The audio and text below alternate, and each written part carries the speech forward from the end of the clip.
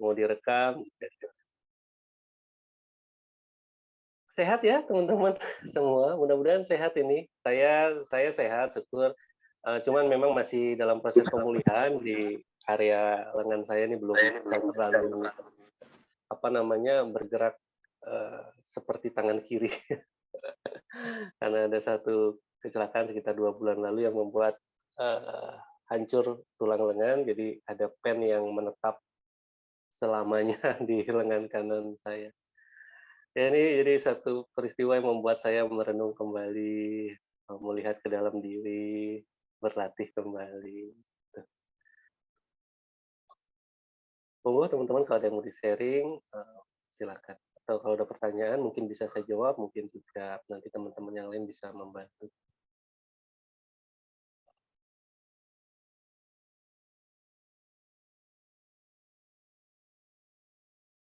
Ada Mas Yuda, terima kasih Mas Yuda.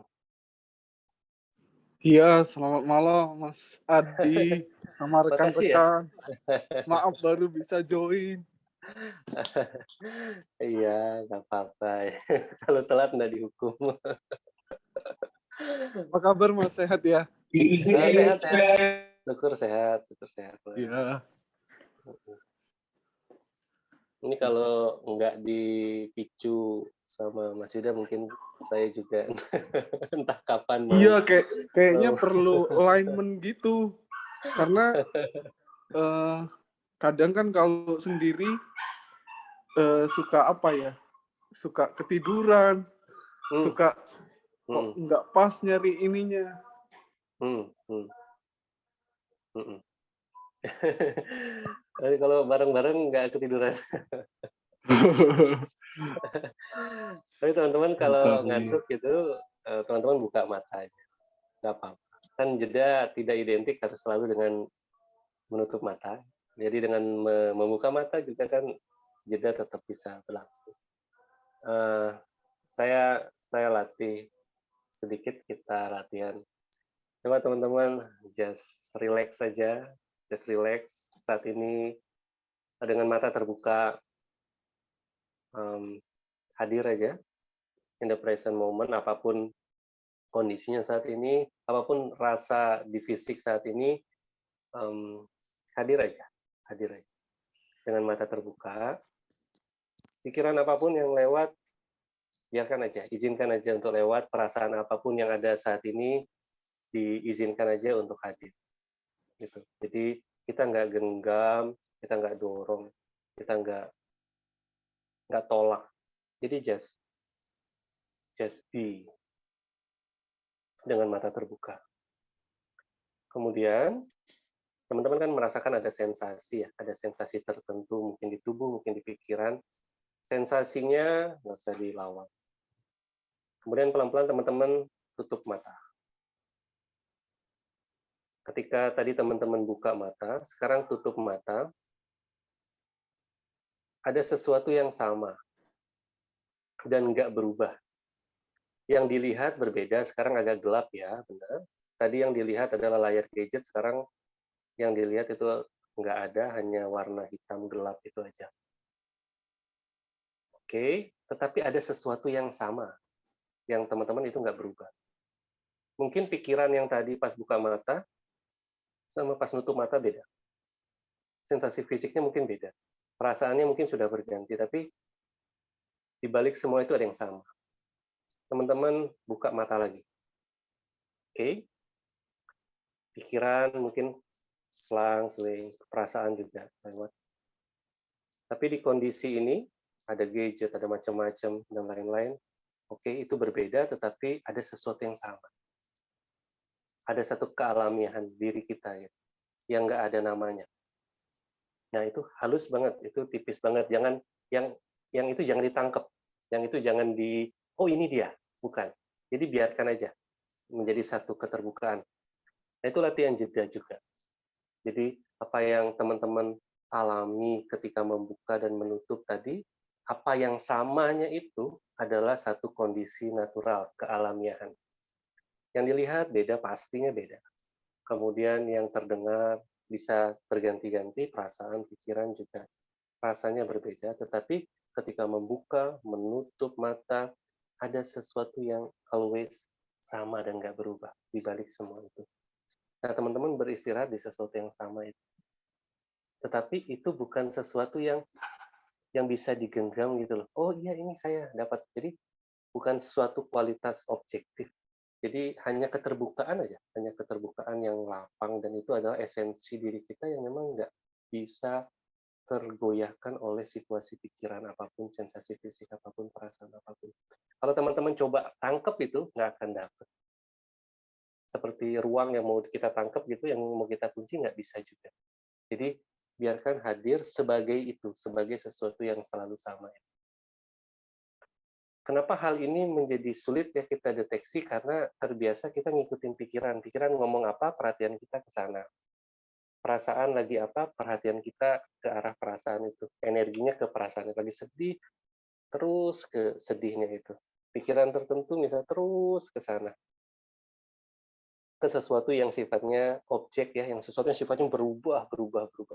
Pikiran, sensasi fisik, dan lain-lain. Nah, di latihan jeda ada kita beristirahat pada sesuatu yang selalu sama, yang nggak bergejolak. Caranya melatih tadi sesederhana yang kita lakukan bersama. Jeda tetap ada ketika kita membuka maupun menutup mata.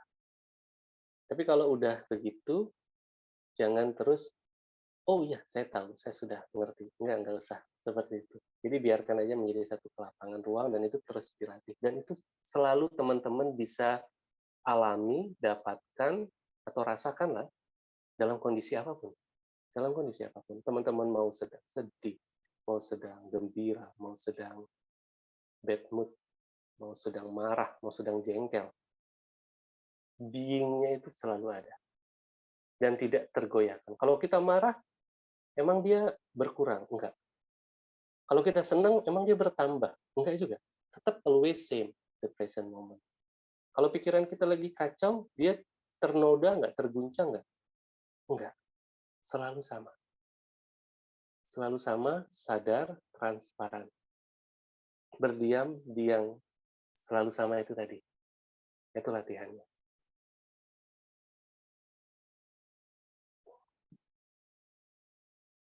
Ketika teman-teman ngantuk, yang sadar itu nggak ngantuk. Ketika teman-teman semangat, yang sadar itu nggak lebih semangat dari biasanya. Dia always same. Sadar, tahu.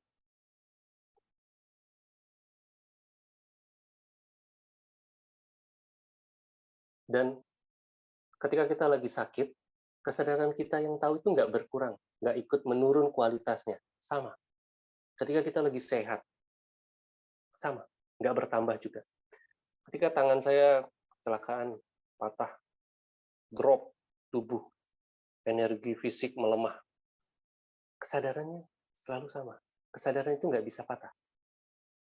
Tulang saya patah, tetapi kesadaran yang tahu itu nggak patah. Ketika saya sedih, itu, kesadaran yang tahu itu nggak berkurang pancaran cahayanya. Enggak. Cuman kita merasa dia berkurang, karena kita terlalu involve sama perasaan, sama tubuh, sama pikiran. Jadi ketika tubuh melemah, kita merasa kesadaran kita juga turun. Ketika tubuh kita semangat, kita merasa kesadaran kita juga meningkat. Kondisi fisik, mental, pikiran, perasaan kita. Yang selalu berubah adalah mental kita, fisik kita. Tapi kesadaran selalu tetap. Kesadaran saya dengan kesadaran teman-teman semua persis sama. Persis sama, nggak berbeda. Nggak berbeda. Fisik kita berbeda, pikiran kita berbeda. Kesadaran saya dengan orang-orang yang sedang sakit saat ini persis sama. Yang sedang semangat sekali persis sama. Yang sedang tidur saat ini persis sama. Ketika orang tidur, kesadaran nggak tidur. Tetap.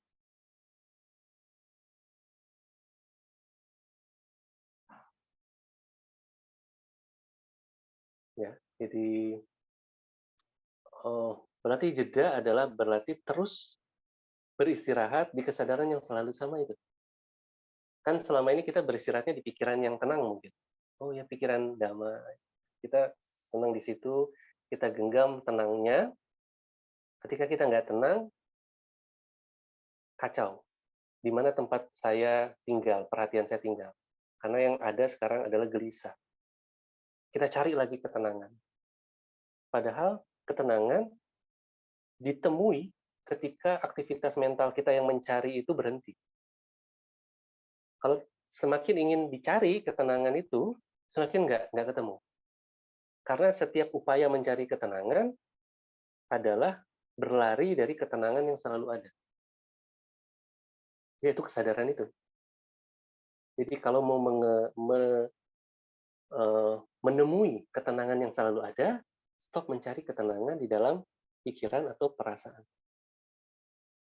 Kadang orang ingin mencapai meditasi itu, saya pengen perasaan yang damai, yang tenang, yang bahagia gitu. Jadi ketika itu yang terasa, itu yang dikunci. Ketika ada suara berisik aja, langsung gelisah. Karena terganggu. Ketika ada yang bunyi yang kita nggak suka, atau tiba-tiba ada orang yang memanggil kita, padahal kita lagi menggenggam ketenangan, kita terusik. Karena ketenangan kita adalah ketenangan yang sifatnya rapuh, yang penuh dengan apa istilahnya konsep-konsep pikiran perasaan. Jadi kalau kita mau ketemu sama the pure peace gitu, jangan genggam apa-apa di aktivitas mental, di pikiran, di perasaan. Hanya terbuka dan sadar, berdiam di keterbukaan yang sadar itu. Nggak usah disadar-sadarkan, karena selalu sadar. Ketika teman-teman tadi tutup mata, kan ada kesadaran yang sadar buat teman-teman tutup mata. Ketika dibuka matanya, kesadaran itu sama dengan kesadaran yang menyadari ketika kita tadi tutup mata dan sekarang buka mata. Persis sama. Pemandangannya beda, tetapi kesadarannya selalu sama. Kesadaran yang menyadari ketika kita senang adalah kesadaran yang sama yang menyadari ketika rasa sedih bertamu. Kesadaran yang menyadari nafas masuk sama dengan kesadaran yang menyadari nafas keluar kita.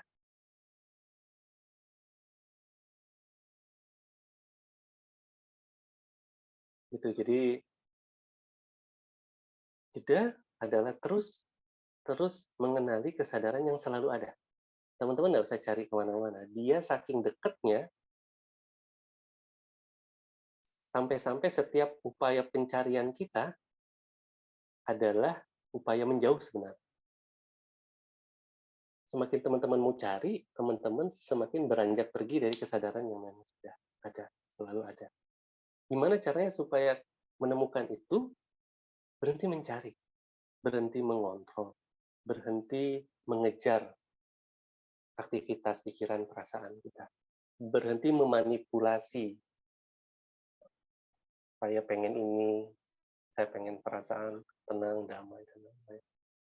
Karena ketika kita berhenti melakukan semua aktivitas-aktivitas itu, perhatian kita mau nggak mau beristirahatnya di kesadaran yang selalu terbuka itu tadi. Nggak ada jalan lain. Ketika perhatian kita beristirahat, dia beristirahatnya di kesadaran yang selalu sadar. Nggak ada pilihan lain. Selalu itu sebagai landasan perhatian kita beristirahat. Sehingga beristirahatlah. Jangan takut. Jangan takut. Beristirahat di dalam kelapangan, keluasan yang selalu ada, sadar, transparan, terbuka. Tapi pikiran kita kan sebagian besar kita takut kan. Pengen punya ini, pengen punya itu, harus begini, harus itu. Nanti kalau jatuh gimana?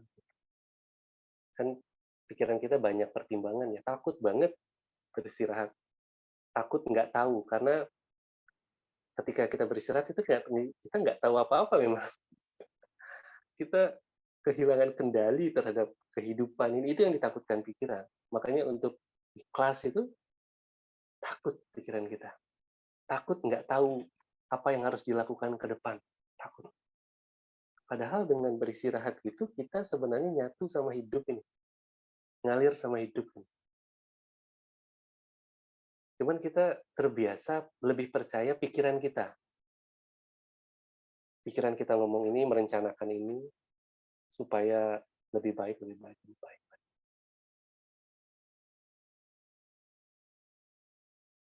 Di satu sisi kelihatan sederhana cuma beristirahat. Tapi karena pikiran kita terbiasa menggenggam sesuatu untuk antisipasi, beristirahat kepada kelapangan, keluasan, kesadaran ini menakutkan banget bagi pikiran. Karena dia lepas kendali, dia nggak tahu apa yang harus dilakukan. Padahal kalau kita benar-benar beristirahat, yang ada hanya kedamaian. Dan nanti apapun yang kita lakukan dengan pikiran, berasal dari sumber kedamaian itu. Diinformasikan dari kedamaian itu. Jadi kita menggunakan pikiran yang tenaganya dari kedamaian itu. Selama ini kan kita digunakan oleh pikiran, jangan istirahat, kamu harus di sini. Energinya takut, energinya merasa kurang, gelisah. Gitu. Iya pelan-pelan teman-teman, bertahap.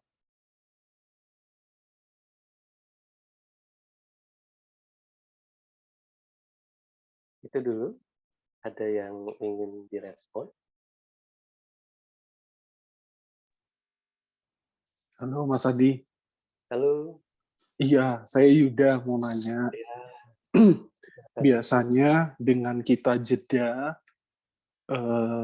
saya terbiasa dengan menutup mata supaya pikiran saya makin, kalau terbuka pikirannya nggak konsen deh kalau saya. Tapi dengan pelan-pelan mata tutup, saya bisa ngerasakan aliran nafas yang masuk, saya rasakan nafas keluar. Saya hanya fokus di nafas. Tapi ada satu, kalau udah lebih dari 30 menit, 40 menit, itu badan kita, kan tulang punggung tegak berdiri, menyadari napas, tahu-tahu pas sadarnya kepala kayak tiba-tiba nyet gitu. Itu yang mau ngelatih itu supaya tetap konsisten nafas itu, saya tekniknya masih belum gitu dapat Mas Adi. Oke. Kalau gitu Gimana ya? jedanya nggak usah selama itu. Jadi 30 menit itu waktu yang cukup lama bagi saya untuk stay diem duduk. Karena kalau kalau cuman 30, apa ya, setelah itu saya nggak ngerasa ngantuk, masih pikirannya masih jalan terus pikirannya. Ya, ya, ya, ya. It's okay. Pikiran memang selalu jalan. Dan nggak apa-apa dengan jalannya pikiran. Apakah dengan jalannya awan langit terganggu? Oh iya, enggak juga. Enggak. Apakah dengan jalannya istilahnya action, film action, layar terganggu? Enggak, tetap Enggak. dia. Enggak, dia tetap. Jadi siapa yang merasa terganggu sebenarnya dengan pikiran yang berjalan? Pikiran yang lain. Berarti kalau merasakan rasa jedanya nggak cukup sampai benar-benar udah capek, baru Hmm, stop jedanya tidur, hmm, saya baru ngerasain, oh kalau itu udah selesai, ntar bangun tidur enak. Nah, buah dari jeda itu, saya merasakannya energi pikiran saya itu jadi powerful. ya, Saya lebih bisa melihat dengan jernih, oh kalau ada masalah yang, kan tiap hari masalah itu kan pasti beda-beda. yes. Nah, dengan saya berlatih jeda itu, Hmm, saya ngerasakan lebih, apa ya, saya bisa punya kendali masalah ini dengan secara perlahan saya bisa ngurainya untuk, oh ini loh tepatnya seperti ini. Cuman pada saat ketika jeda di ujung-ujung, pasti ya itu tadi, kayak sakdet saknyet, kok berasa jedanya kok sebentar ya gitu. Kurang ya? Oke. Karena ini teman-teman jeda ya semua, jadi artinya sudah pernah ikut latihan saya, bukan orang orang yang awam dengan jeda. Saya kalau di orang yang awam tentu akan berbeda sekali bicaranya. Tapi karena saya sadar bahwa yang ada di hadapan saya saat ini teman-teman jeda, saya akan sedikit direct, sedikit langsung kepada esensinya. Jadi saya nggak akan muter-muter lagi. Oke, sekarang saya langsung langsung kasih contoh, kasih clue supaya teman-teman yang lain juga bisa paham. Mas Yuda, kalau kalau sekarang saya tanya, Mas Yuda sadar nggak? Sadar. Oke, saya hitung sampai 5. 1, 2, 3, 4, 5. Oke, Mas Yuda saya tanya lagi, sekarang sadar nggak? Sadar. Oke, bedanya di yang 5 detik lalu, sadarnya dengan yang sadar sekarang, ada bedanya nggak? Nggak ada. Nggak ada ya? Iya. Nggak ada. Sama ya? Di jeda yang detik ini sama yang 30 menit yang akan datang, Mas Yuda nanti ketemu kesadaran yang sama atau yang berbeda? Kira-kira Kesadarannya tetap sama. sama ya, tapi Iya. sensasinya yang Mas mungkin ketemunya beda. Nah, itu Tapi yang ketika harus ini ngapainnya itu mau saya juga. pure, nggak ngapa-ngapain. Iya. Mas Yuda udah ketemu kesadaran yang akan selalu sama. Mas Yuda kalau saya tanya jam 8 pagi dengan pertanyaan yang sama, Mas Yuda sadar nggak? Pasti jawabannya sadar. Nah, kesadaran yang jam 8 pagi sama yang jam 8 malam ini, kira-kira sama atau beda?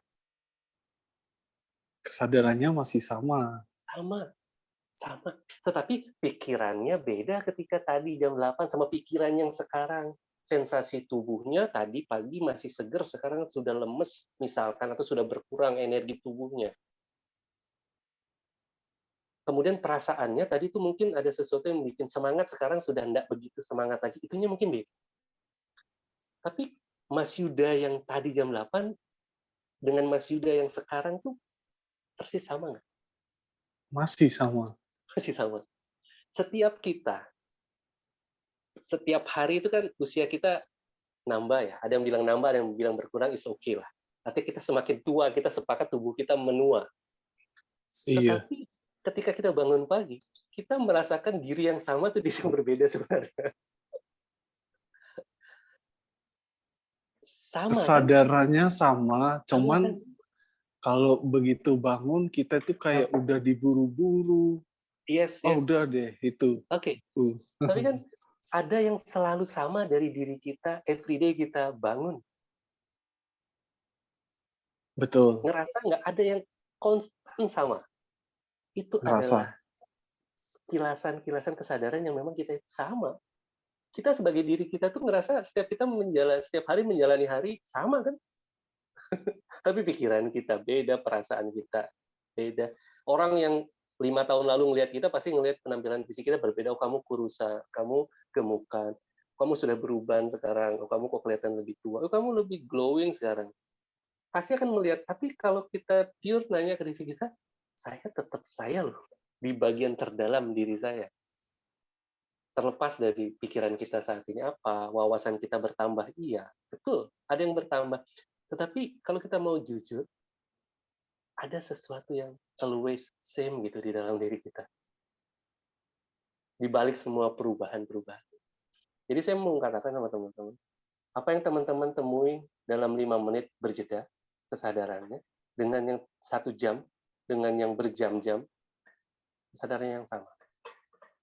Apa yang teman-teman temuin ketika duduk di sini, dengan nanti ikut retret yang di gua misalnya, di gunung, ketemunya sama siapa? Sama diri yang sama ini tadi. Jadi, beristirahatlah di kesadarannya yang always same ini. Dan itu Cuman semua orang selalu punya, nggak mungkin nggak punya. iya, cuman bukan terkadang, pikiran lebih dominan sehingga kesadarannya dikalahkan pikiran, Yes, apalagi kalau banyak mikir-mikirnya. betul. Itu hanya kelihatannya aja, kelihatannya aja. Tapi sebenarnya kesadaran nggak bisa dikalahkan sama pikiran. kayak pikiran kita banyak ya, gumpal gitu ya. Ada lubang sedikit, kita bisa ngelihat di situ langit yang biru.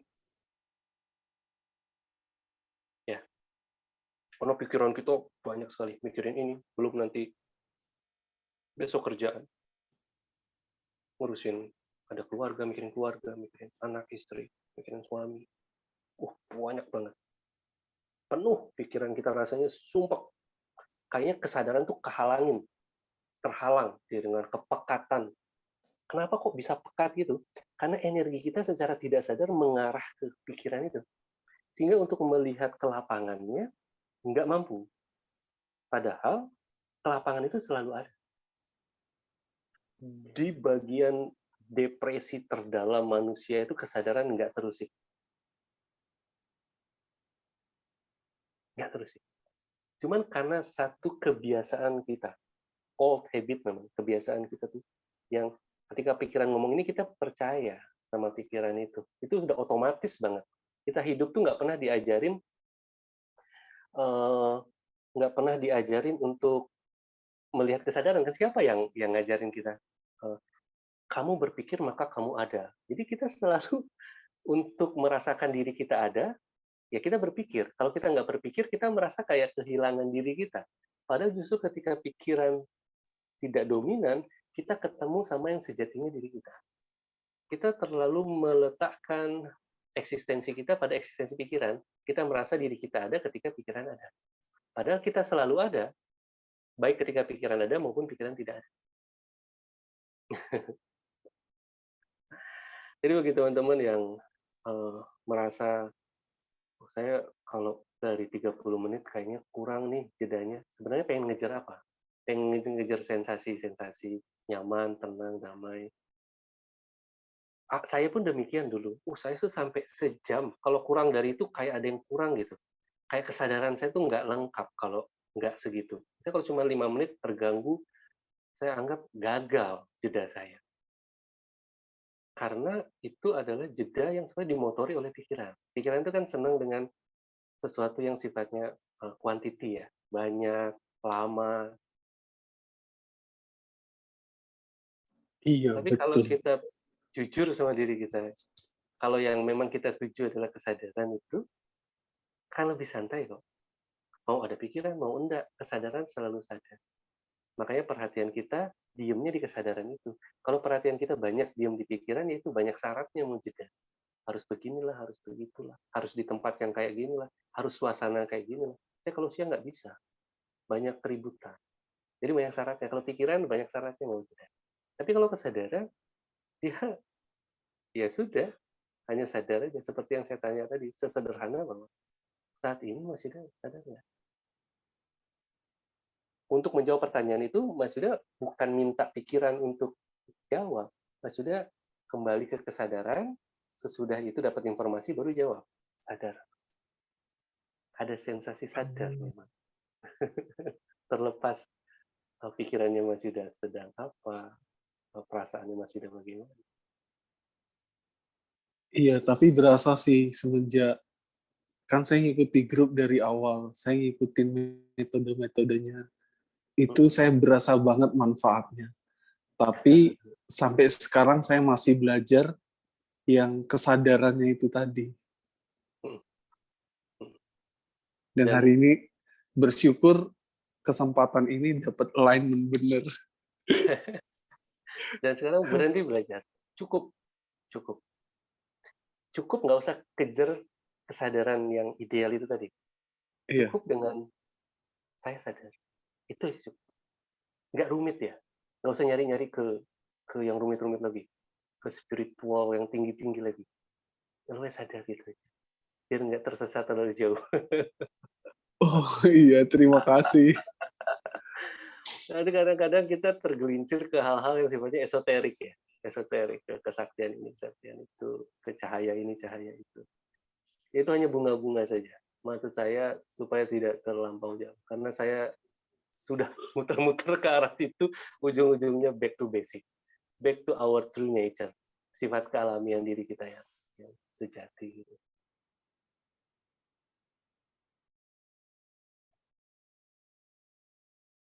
Jadi ketika nanti misalnya jedanya 5 menit dengan jedanya 30 menit, kita tidak ada perasaan bahwa kita lebih bangga dengan 30 menit. Yang penting ketemu sama sadarnya aja. Bahkan nanti kalau udah terbiasa meditasi dengan bergerak, dengan berbicara seperti ini, dengan menyapu, dengan memasak, dengan mandi, dengan apapun. Karena sudah tahu bahwa kesadaran itu nggak terpengaruh oleh gerakan apapun dari fisik kita, pikiran kita.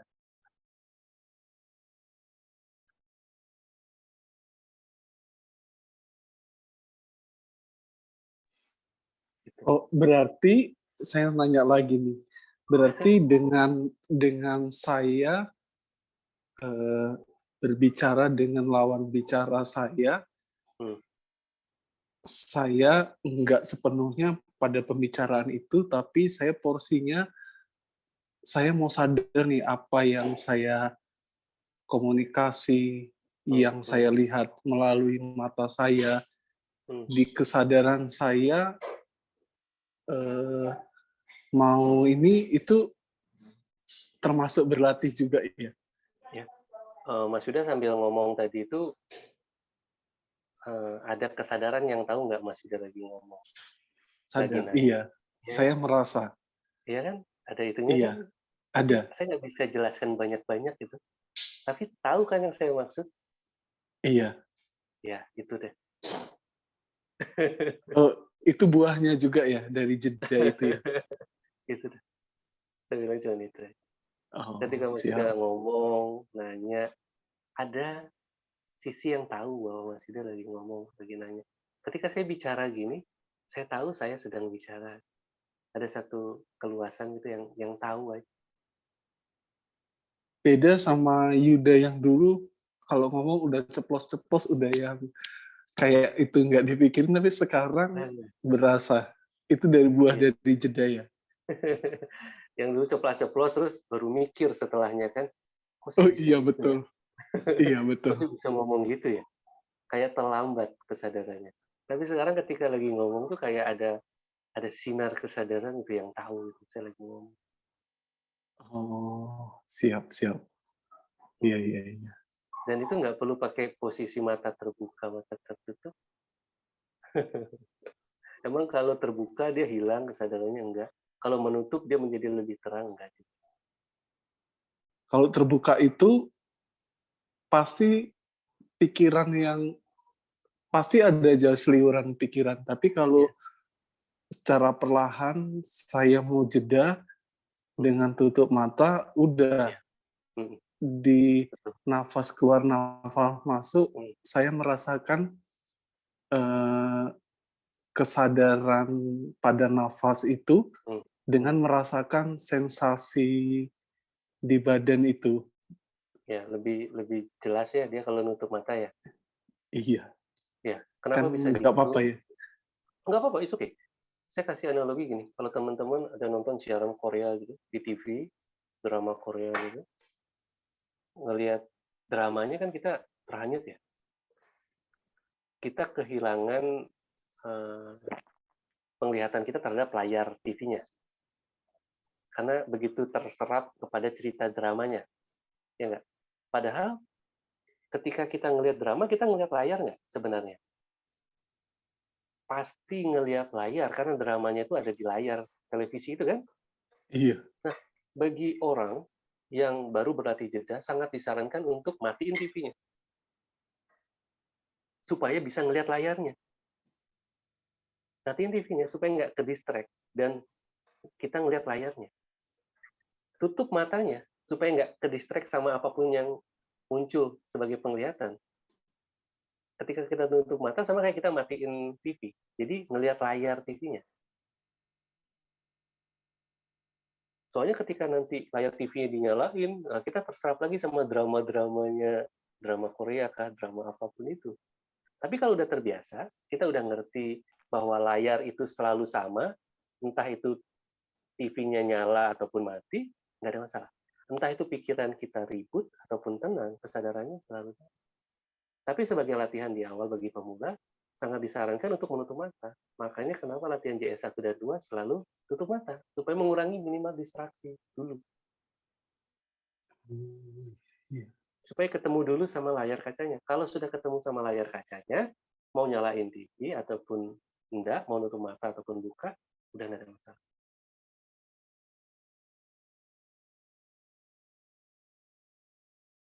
Karena kan layar TV nggak akan tiba-tiba hilang kalau drama Koreanya muncul. Hanya seolah-olah hilang. Karena fokus kita ke dramanya, bukan ke layarnya. Kalau pikiran kita carut-marut, seolah-olah kesadarannya hilang. Bukan hilang kesadarannya, perhatian kita terlalu involved sama drama pikirannya, jadi kesadarannya kayak hilang gitu. Hanya kelihatannya kayak hilang. Makanya berbagai teknik itu kan mengontrol pikiran supaya dia cooling down dulu, baru kita bisa ketemu. Tapi saya langsung aja, enggak kok, it's okay. Sekarang kamu diam di kesadaran, udah. Tanpa mengurangi intensitas dari gerakan pikiran, kesadaran tetap sama. Ya ini karena teman-teman semua ada teman-teman juga. Jadi saya direct aja.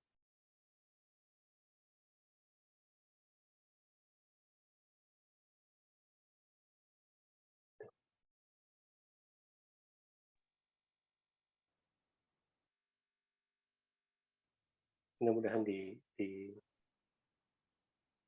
dipahami, dirasakan, dialami.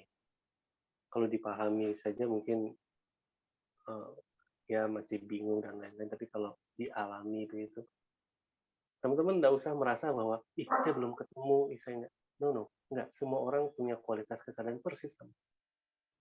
Dengan orang yang lebih pintar dari kita persis sama kesadarannya. Mungkin IQ-nya berbeda dengan kita, tapi kesadaran persis.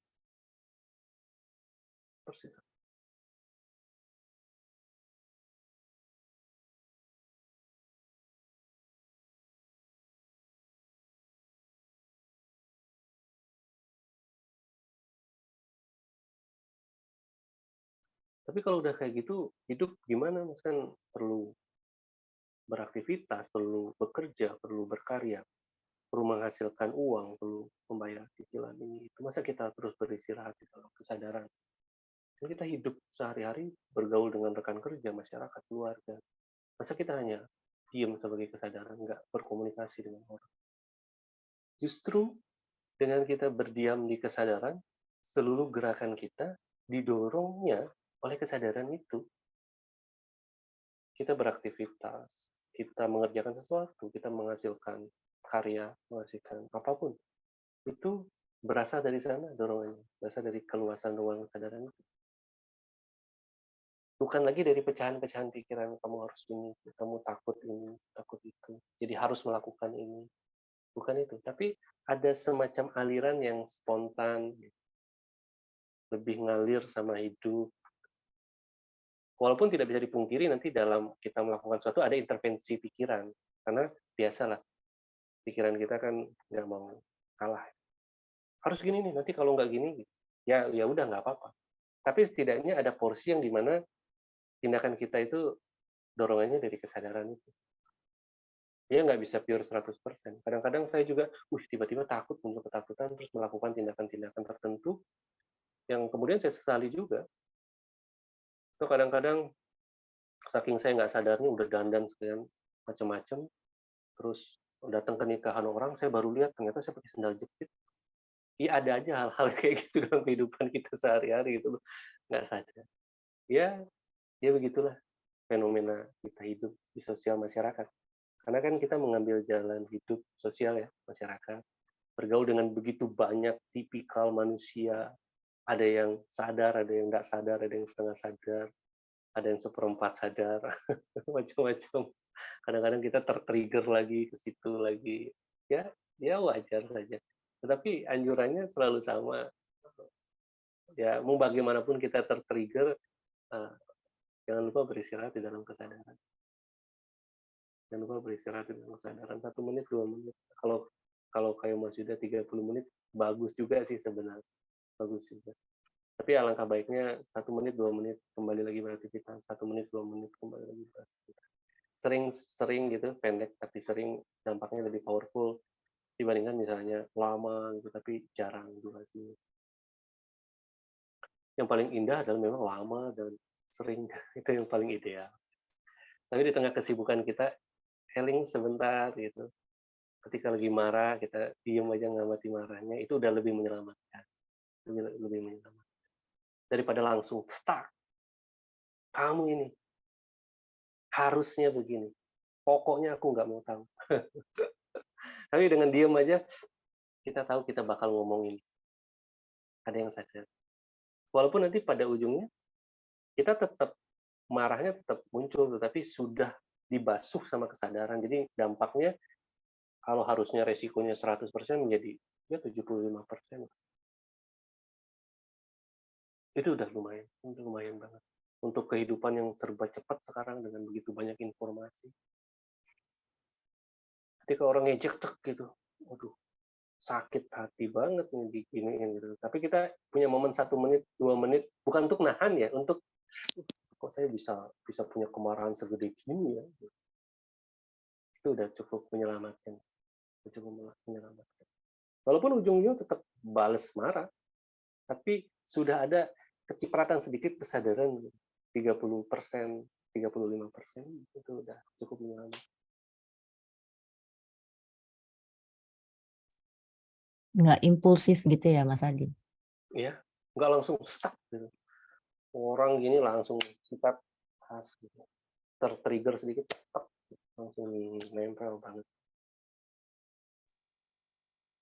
Iya kan, tapi kan itu menghadapi kesulitan, menghadapi lawan yang energi negatifnya lebih besar, dengan kita berlatih jeda kan, sepertinya kesadaran kita makin terasa, oh iya, sayanya harus intervensi diri saya sendiri untuk tidak keseret sama arusnya gitu ya.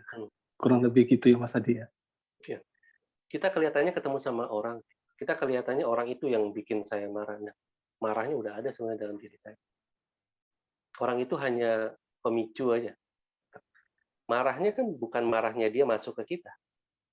Marah di kita tuh memang sudah ada. Orang itu hanya cermin aja, sehingga marah kita keluar. Kita marah karena kita nggak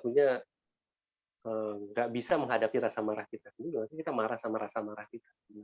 Dan orang itu sebenarnya yang memicu, bukan dia yang menginjekkan rasa marah.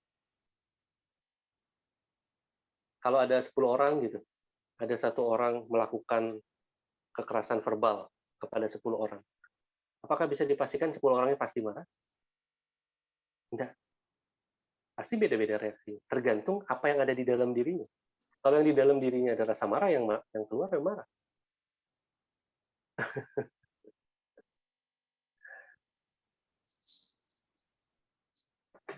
Tapi bukan berarti rasa marah jelek, teman-teman. Rasa marah dibutuhkan untuk menjaga diri kita. Kalau kita nggak pernah marah, dihina nggak marah, dilecehkan nggak marah, itu juga tidak bijaksana ya. Kita perlu ada perlindungan. Marah itu adalah satu emosi yang melindungi kita. Tapi dengan komposisi yang sangat besar, marah akhirnya menjadi sesuatu yang membuat kita kehilangan pandangan yang jernih akan esensi diri kita. Iya sih. Anak-anak, orang-orang yang kita cintai lah. Orang tua kita, pasangan kita, anak-anak kita. Itu yang paling potensi mengeluarkan sesuatu yang sangat sensitif di dalam diri kita. Kalau orang yang kita nggak kenal, mungkin nggak seberapa dampaknya terhadap pengeluaran emosi-emosi. Tapi kalau yang dekat, yang kita punya emotional attachment, karena hanya orang-orang yang terdekat yang bisa membuat emosi terdekat kita saking dekatnya jadi nggak kelihatan muncul keluar.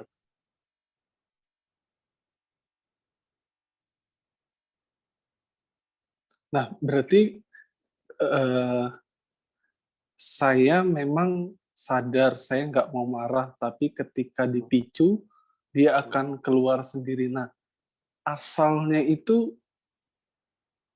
asalnya dari mana ya, Mas ya? Asal apanya? Asal tiba-tiba saya bisa secara refleks marah. Tapi sebenarnya sebelum marah saya belajar untuk sadar, untuk tidak meledak Hmm. lebih besar. Saya benar-benar mempresnya dia untuk, oh jangan marah. Tapi kadang suka ada yang picu. Nah, setelah itu kita, oh iya tadi aku marah sedikit. Nah, besok lagi jangan marah ya. Tapi dengan kita sadar itu sebenarnya itu asalnya dari mana ya? Seluruh emosi kita tuh sampai usia kita dewasa seperti ini, sampai nenek-nenek juga, itu biasanya pembentukan emosi-emosi itu ada di golden age kita di usia 0 sampai 8 tahun biasanya di situ. Jadi setelah usia itu yang terjadi adalah pemicu-pemicu aja, tidak ada penambahan dari emosi. Jadi kalau kita mau lihat emosi yang kita bawa itu karena di golden age kita ada kondisi-kondisi tertentu yang menciptakan emosi di dalam. Dan itu kalau kita nggak benahi, kita nggak pulihkan, ya akan terus muncul. Dan hidup ini akan selalu memunculkan kejadian supaya kita melihat emosi ini masih belum kamu temui, masih belum kamu peluk. Dan kalau belum kita peluk, hari ini selesai misalnya, seperti selesai, nanti besok ketemu lagi sama orang lain yang akan berhasil menaikkan emosi itu, sampai kita benar-benar menyadari dan bisa memeluk emosi. Kalau marah, nggak usah dianggap sebagai negatif. Oh ya, sadari bahwa saya memang punya kemarahan. Nggak usah di-planning juga suatu saat lagi nanti saya nggak akan marah.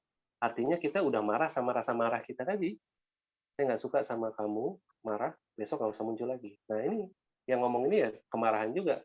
Berlapis-lapis ininya kemarahan. Tapi kalau kita sadar, oke, ternyata saya punya kemarahan sebesar itu ya. Kalau kita mau cari boleh sih, di momen ketika kita apa, dulu kok bisa marah kayak gini, mungkin kita punya kemarahan kepada apa di masa lalu. Kalau mau dicari gitu boleh. Tetapi saran saya adalah ya temui aja apa yang ada saat ini. Oh, kemarahan, oh sebesar gini ya. Oh ya oke. Saya pengen pengen ketemu sama kemarahan saya. Tapi saya ketemunya sebagai orang yang open sama kemarahan saya, bukan sebagai orang yang mau marah-marah sama rasa marah saya. Oke, hai rasa marah, saya tahu kamu ada di dalam diri saya yang entah kapan terbentuknya, mungkin waktu saya masih kecil banget, saya nggak ngerti apa-apa, saya ngalami satu kondisi, akhirnya kamu muncul, saya hadir sekarang untuk kamu, untuk nemenin kamu, dan saya nggak akan marah kok sama kamu. Saya udah ngelihat kamu ada di dalam diri saya, it's okay, it's okay. Nah, kalau kita udah ketemu sama rasa marah dengan cara seperti itu, rasa marah berubah. Jangan-jangan ketika dia berubah rasa marah, di dalam rasa marah itu ada rasa sedih. Kita kupas terus emosi sampai dalam, sampai dia betul-betul melumer. Tapi kalau kita nggak ketemu dengan seterbuka itu, rasa marah kita akan mengunci dirinya, akan bersembunyi lagi, akan semakin susah kita temui. Mumpung dia muncul, kita temui dengan keterbukaan itu. Nanti dia akan muncul lagi dengan bantuan orang lain yang bikin kita marah. Tapi mumpung dia ada, dia datang, hai, rasa marah, oke, saya datang saat ini, kamu udah lama ada di dalam diri saya, kamu kan ada ketika saya masih kecil dulu sampai sekarang, kamu tetap ada. Terima kasih sudah menjaga saya. Sekarang saya merangkul kamu sebagaimana kamu adanya. Saya nggak akan marah lagi sama kamu. I'm okay with you.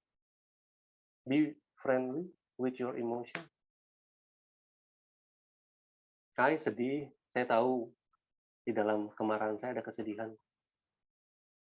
Saya tahu bahkan di dalam kesedihan saya ada kesepian banget yang pengen diperhatikan. Aku memeluk seluruhnya. Aku memeluk diriku beserta seluruh emosi yang ada di dalam. Yang itu muncul ketika aku kecil dan aku nggak sadar. Dan itu terus latih, terus latih. Jangan memeluk marah dengan rasa marah. Peluklah marah dengan kesadaran kita yang selalu terbuka dan menerima apapun.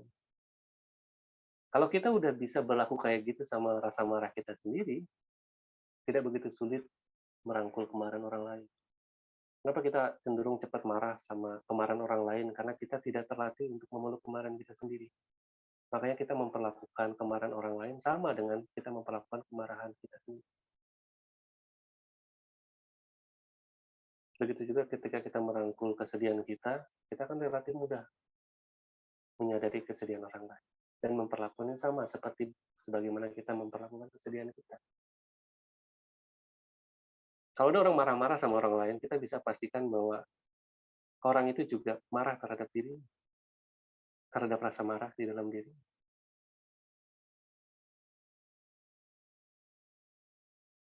Bagaimana cara dia memperlakukan orang lain persis sama dengan cara dia memperlakukan seluruh emosi yang ada di dalam diri.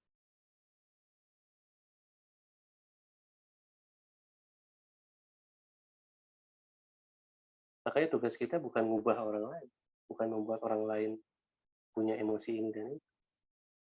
Tugas kita yang paling utama ketemu dan terbuka terhadap seluruh gumpalan emosi di dalam diri kita yang saat ini masih belum sepenuhnya bisa kita terima.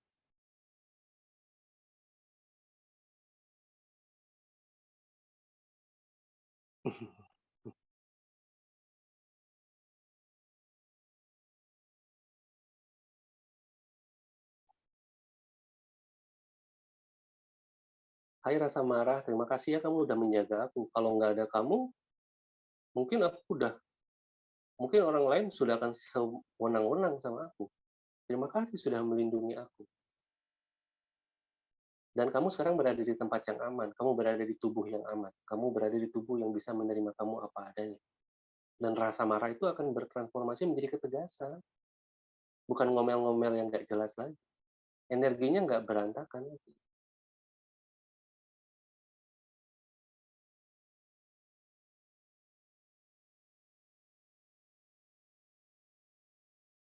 Saya sedih. Makasih ya, kamu sudah hadir di dalam diri saya. Kamu mengingatkan bahwa diri saya juga manusia yang dianugerahi kesedihan, dianugerahi empati kepada penderitaan orang lain. Makasih udah hadir. Bayangkan kalau kita nggak dianugerahi rasa sedih, kita nggak punya kesedihan, kepekaan, sensitivitas terhadap kemalangan orang lain, kesedihan orang lain. Kita menjadi begitu dingin, angkuh, kaku.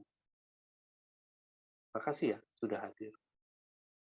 Dan tetap ada di dalam diri saya. Kamu berada di tempat yang aman, terbuka. It's okay. Aku menerima kamu apa adanya, kesedihan. Nah, kesedihan kita akhirnya bertransformasi menjadi sesuatu yang pada tempatnya. Bukan yang dikit-dikit sedih, dikit-dikit murung, dikit-dikit mengeluh, dikit-dikit menganggap bahwa hidup itu nggak adil.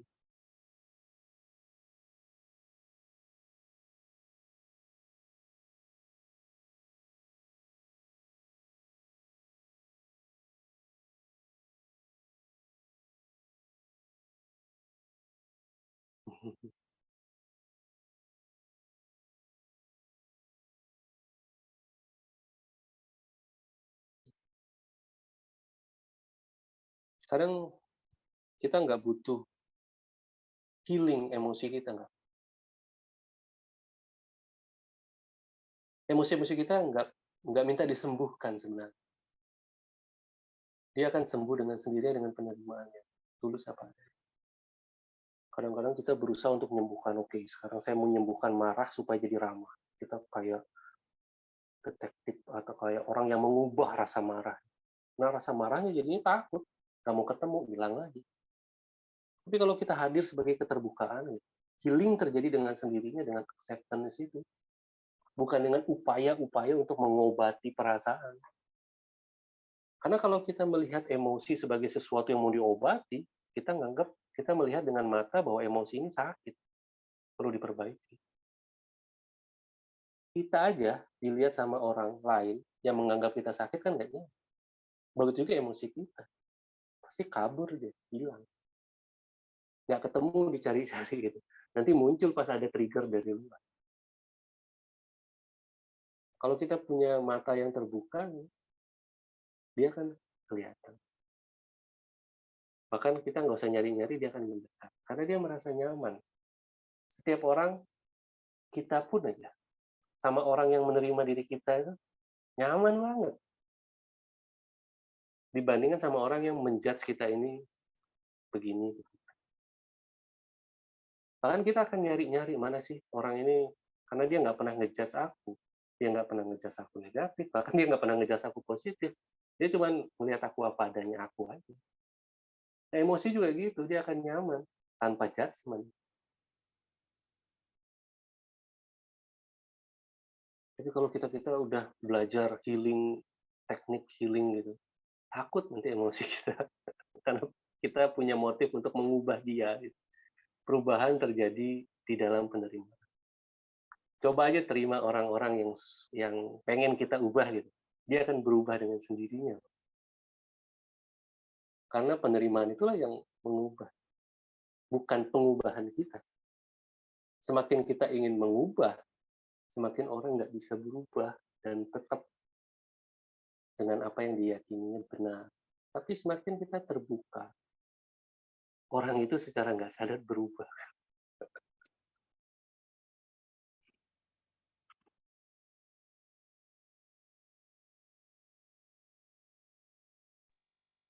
Itu Iya mungkin ya, betul ya. Iya benar yang disampaikan benar. Iya.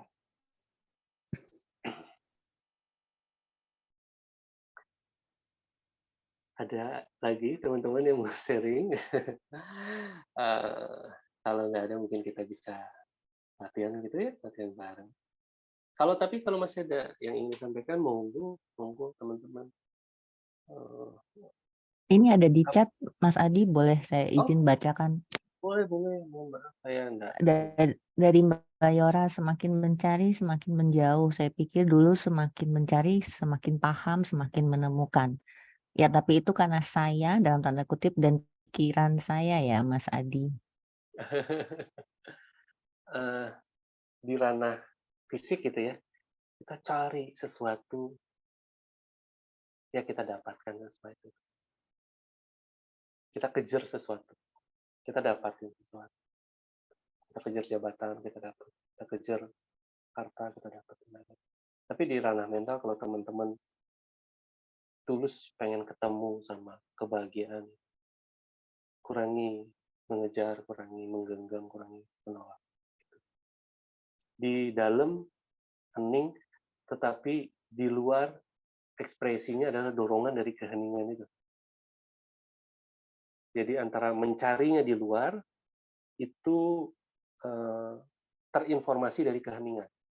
Jadi bukan berarti orang yang jeda itu nggak boleh nyari, nggak boleh ngejar, nggak yang se ekstrim itu juga, tetapi tetap melakukan apa yang dibutuhkan, bekerja, berupaya dengan gigih, bukan hanya untuk kebermanfaatan diri sendiri, tapi untuk keluarga juga, tetap optimal, tetap maksimal dalam bekerja meraih sesuatu gitu. Tetapi seluruh aktivitasnya di dalam ini ketemu sama keheningan. Jadi didorongnya oleh keheningan, bukan oleh ketakutan, bukan oleh dominan, oleh kurang, saya harus dapetin lagi. Kan itu kerasa banget. Saya harus cepat. Pasti stres banget. Stres banget pasti. Dorongan aktivitas yang kayak gitu. Ya silakan. Lakukan yang dibutuhkan. Tapi kenali terus yang selalu ada di dalam diri kita. Di luar kayaknya ngejar gitu, tapi di dalam udah selesai kok. Saya oke dengan diri saya. Saya tidak perlu menemukan diri saya dalam apresiasi orang lain, tepuk tangan orang lain. Saya sudah oke dengan clear dengan diri saya sudah happy dengan diri saya. Sekarang saya lakukan ini sebagai bagian menjalankan fungsi tanggung jawab saya di sosial masyarakat terhadap diri saya dan orang-orang yang saya cintai di sekitar saya. Itu akan beda banget rasanya.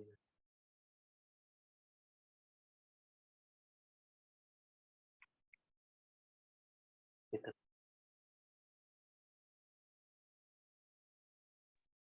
Ada satu lagi, Mas Adi, Oh, ya. dari Mbak Pratiwi. Punten, saya hanya ingin bertanya, kaosnya menarik, pesen di mana ya, Mas Adi? Kalau selama dulu waktu zaman COVID, now itu kan sekarang ya, now itu jeda itu ada stay in the present sekarang saat ini. Tapi kalau dipecah gitu, dibuat perluasan nang omah wae di rumah aja dulu waktu Covid saya di rumah aja, banyakan di rumah. Ini saya bikin sendiri, nyablon sendiri, desain sendiri. Untuk ngingetin saya bahwa sekarang adalah rumah sebenarnya. Rumah kita yang sebenar-benarnya rumah ada di saat ini, bukan di masa depan, bukan di masa lalu. Kadang-kadang kita terlalu lama bermukim di kenangan, jadinya pengen ngulang kenangan sama semua suka duka. Kadang-kadang kita terlalu lama di masa depan, pengen bermukim di masa depan kayaknya yang indah-indah. Saya pengen punya rumah ini, suami kayak gini, istri kayak gini, pengen punya anak, pengen punya harta begini. Ya boleh sesekali ngekos di masa depan, ngekos di masa lalu, tetapi rumah yang sejati yang ditinggali saat ini. Anggaplah masa depan dan masa lalu kos-kosan aja. Tapi the real house-nya, the real home-nya adalah di saat ini. Mampir aja, nggak apa-apa sesekali waktu ke masa depan misalnya. Tapi jangan jadikan itu rumah selamanya. Fokusnya adalah tentang hadir, berdiam, beristirahat di saat ini, melakukan yang terbaik dari apa yang ditemui di saat ini. Nang omah wae, jangan lupa di rumah. Rumah yang sebenar-benarnya rumah adalah di hati kita di saat ini. Kalau kita punya rumah mewah, tapi pikiran kita di masa depan, pikiran kita di masa lalu, kita nggak lagi hadir di rumah. Kita lagi hadir di kos-kosan.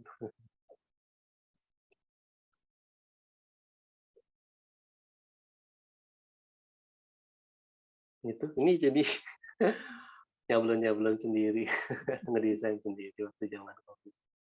Bagus sih Mas, Itu emang. Lucu, keren. iya, buat pengingat aja. Simple reminder untuk I- diri sendiri. Ini belum ada lagi Mas di chat. Oh ya, Monggo kalau oke. mau dilanjut agenda berikutnya. Oh iya, kalau teman-teman nggak ada lagi yang ingin di-sharingkan atau ditanyakan, kita latihan. Sekarang yuk kita latihan, udah lama kita nggak latihan eh, bersama-sama gitu. Biarlah keheningan di masing-masing kita ini menjadi penguat di dalam kita menjalani hidup di keseharian yang penuh dengan carut marut lagi nanti pikiran ini pikiran itu pengejaran akan ini pengejaran akan itu. Setidaknya kita punya momen sejenak ini untuk ketemu sama keheningan, untuk ketemu sama kedamaian yang selalu ada di dalam diri kita. Biarlah nanti seluruh tindakan kita ditenagai oleh keheningan yang saat ini kita akan temui bersama. Oke, teman-teman siap untuk berlatih bareng? Bisa saya dikasih infonya di chat gitu. Kalau teman-teman siap, ketikkan siap. Supaya saya tahu ada berapa yang sudah siap untuk berlatih. Oke. Oke. Mbak Mita, Sita, Mbak Winnie, Mbak buka PO kaos. Nggak tahu desainnya udah hilang. Mbak Yura, Mbak Indah. Oke, terima kasih. Kita akan latih jeda ya. Teman-teman, duduk dengan posisi yang nyaman, punggungnya tegak. Kemudian rileks, tubuh rileks.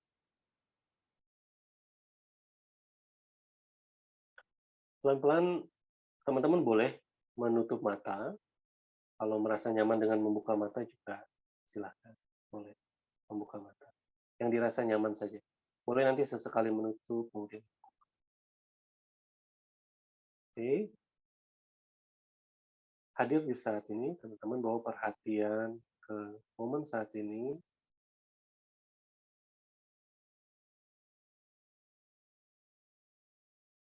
Tidak masalah.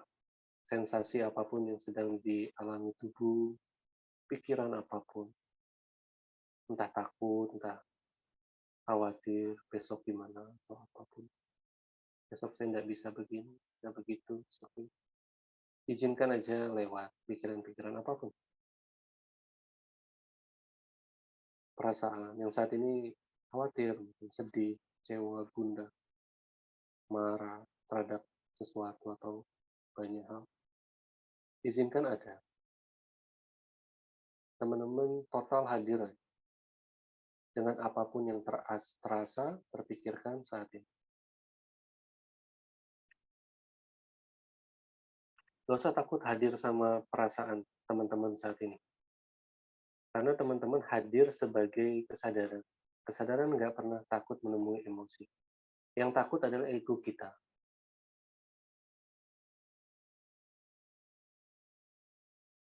Kesadaran tidak pernah menolak pikiran. Kesadaran tidak menolak perasaan. Kesadaran selalu terbuka terhadap pikiran atau perasaan apapun. Hadir, terbuka saja. Toh juga ini pikirannya teman-teman, perasaannya teman-teman, sensasi tubuhnya teman-teman. Biarkan nafas mengalir secara alami.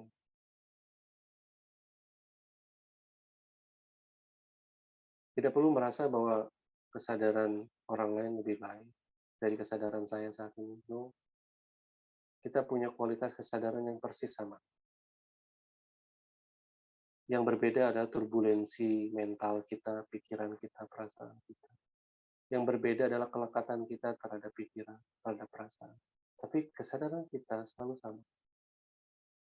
Entah kita sedang sakit ataupun sehat, entah kita sedang bahagia ataupun sedang sedih,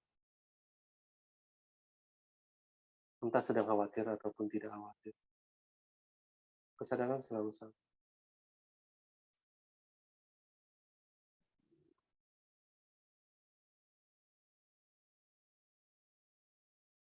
Tidak perlu berupaya untuk mengubah apapun aliran mental kita. Pikiran apapun, it's okay. Perasaan apapun, it's okay. Gak apa-apa.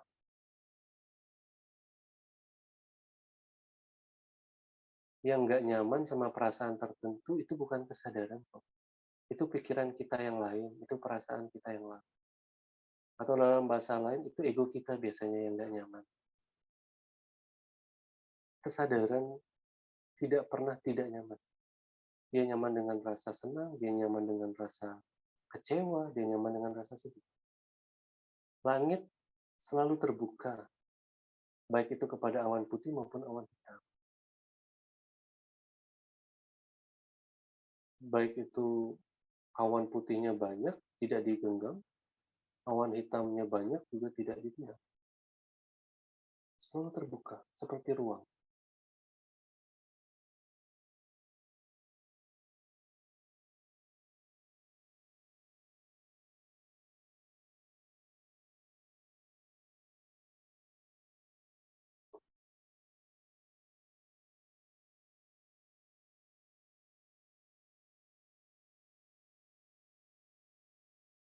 Berdiam, beristirahat di kesadaran yang terbuka.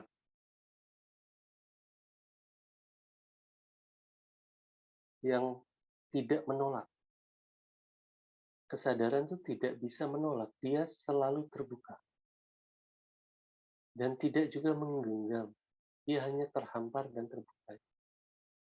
Yang menggenggam adalah pikiran, yang menolak juga pikiran.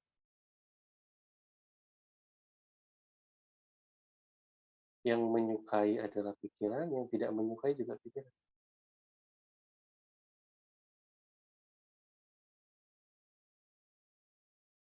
Kalaupun sekarang ada penolakan, teman-teman misalnya merasakan, aku nggak suka ini. Oke, disadari aja penolakannya. Dan tidak perlu ditolak lagi. Jadi jangan menolak penolakannya. Oke, saya tahu bahwa ada yang menolak di dalam diri saya. Oke, nggak apa-apa. Kalaupun itu ada resistensi, ada penolakan, ada ketidakinginan, pikiran tertentu muncul atau perasaan tertentu hadir, oke. Sadari aja. Dengan menyadari, kita terhubung dengan kesadaran yang terbuka. Energi kita tidak berada pada pikiran. Kalau teman-teman merasa sulit, aku kok nggak ketemu ya sama kesadaran yang terbuka itu, teman-teman berdiam pada tubuh. Bawa perhatian, berdiam pada tubuh. Supaya ada semacam sensasi kekokohan, kemapanan, ada sensasi yang padat Oh, kerasa ini. Ya, it's okay, nggak apa-apa. Berdiam pada tubuh itu lebih aman dibandingkan perhatian teman-teman berdiam di pikiran, di drama pikiran. Karena begitu cepat. Jadi teman-teman beristirahat dulu pada tubuh. Kalau apa yang saya sampaikan tadi masih membingungkan. Rasakan aja energi tubuh, entah itu panas, dingin, getaran-getaran tertentu dirasakan, berdiam. Pikiran meracau lagi, pengen ini, pengen itu, nggak mau ini, nggak mau itu. Stay bawa perhatian ke tubuhnya teman-teman. Karena tubuh jauh lebih jujur dibandingkan pikiran. Pikiran kita bisa macam-macam ngomong. Tapi tubuh kita relatif lebih jujur dibandingkan pikiran.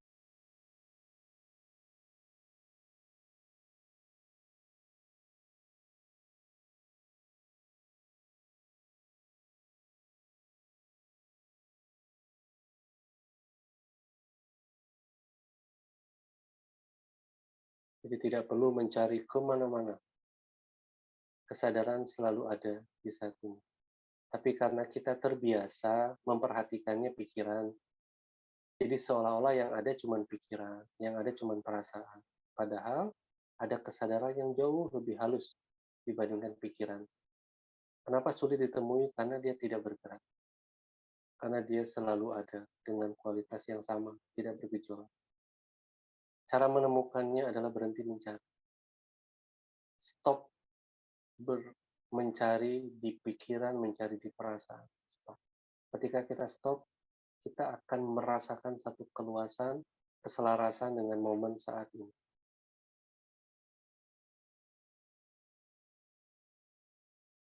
Tapi kalau kita semakin mencari, setiap pencarian adalah gerakan menjauh dari kesadaran. Setiap gerakan untuk mencari kedamaian sebenarnya menjauhkan kita dari kedamaian yang selalu ada. Setiap upaya pikiran untuk mencari kebahagiaan adalah gerakan menjauh dari kebahagiaan. Sehingga sarannya adalah berhenti mencari kebahagiaan apapun di dalam bentuk-bentuk pikiran dan perasaan.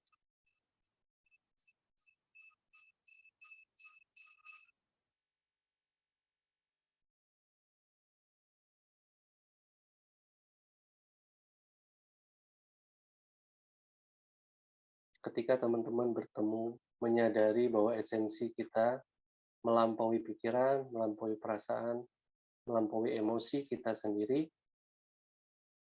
bergeraklah, beraktivitaslah, lakukan sesuatu. Berbagi apa yang kita mampu, bekerja untuk mendapatkan sesuatu yang berguna bagi tubuh kita, bagi keluarga, bagi orang lain, bagi masyarakat. Persembahkanlah apapun yang teman-teman miliki, didorong oleh kebahagiaan yang sudah ditemui di dalam. Kejarlah sesuatu, tetapi juga di dalam beristirahat, sehingga seluruh pengejaran ditenagai oleh kebahagiaan, kedamaian. Raihlah sesuatu, is okay. Tetapi terus eling bahwa yang mendorong semua gerakan itu adalah kedamaian. Bukan ketakutan, bukan kecemasan, bukan rasa kurang.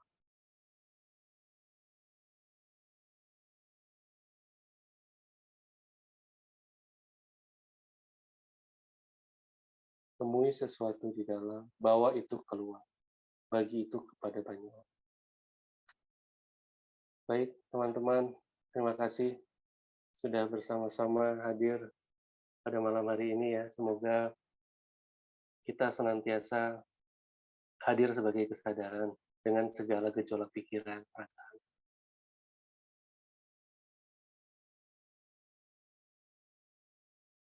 Terus saling menguatkan satu sama lain. Jangan lelah untuk berbagi apapun yang teman-teman temui di dalam diri, lakukan di keseharian. Semoga bermanfaat teman-teman semua, senantiasa sehat ya. Mungkin itu dari saya untuk malam hari ini. Terima kasih ya teman-teman semua, terima kasih, selamat beristirahat semuanya. Terima kasih Mas Adi, teman-teman Ya, semua terima terima kasih. kasih. Terima kasih.